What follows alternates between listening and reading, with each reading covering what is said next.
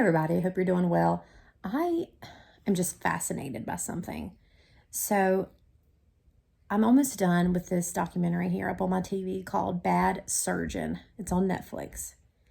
And I just had to pause it just to tell you guys this. Some takeaways and the relationship to what I see in the abuse advocacy world.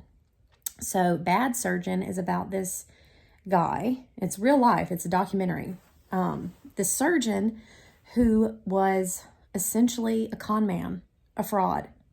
He was intentionally doing risky, invasive surgeries, claiming to have all this data to show that these surgeries were going to be successful. Yet they weren't. They were killing people. And yet he was able to continue this lie and cover it up for years. But eventually, some people will get wind of this. They're realizing things are not adding up. And a couple people start gathering evidence saying, hey, this guy's literally botching or performing botched surgeries. He goes into it knowingly with bad equipment. He's done his own research.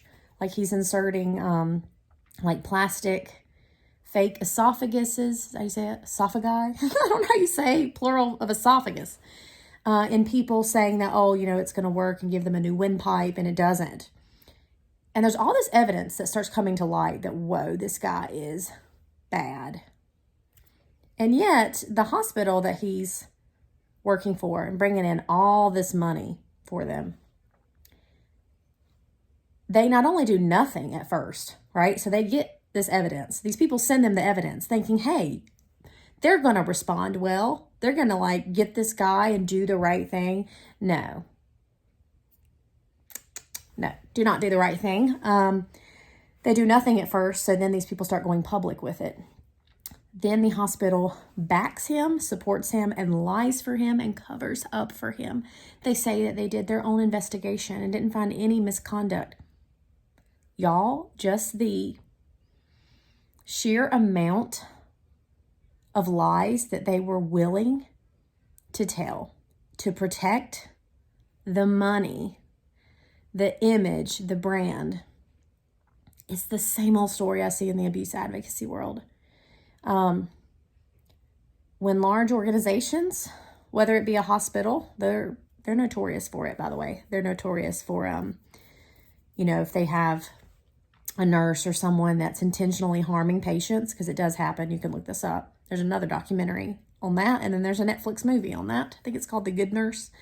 Anyway, hospitals are bad for it. When they get wind that someone is intentionally murdering patients, harming patients, and murdering them, they just quietly either fire the nurse or they do nothing.